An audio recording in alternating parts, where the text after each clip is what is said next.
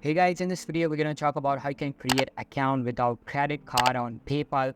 But before we begin, make sure to hit that subscribe button down below. It really helps me out. So first of all, open up any type of browser and search for PayPal. Once you're on the main page of the website, simply tap on sign up located at the top right corner of your screen.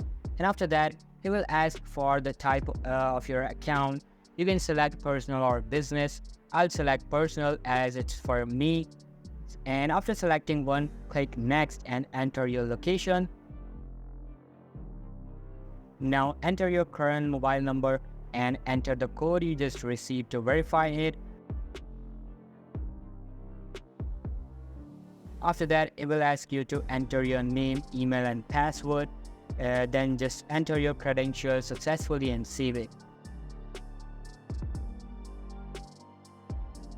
After that, it will ask you to enter security questions to enhance security of your account. Select preferred questions and answer them carefully.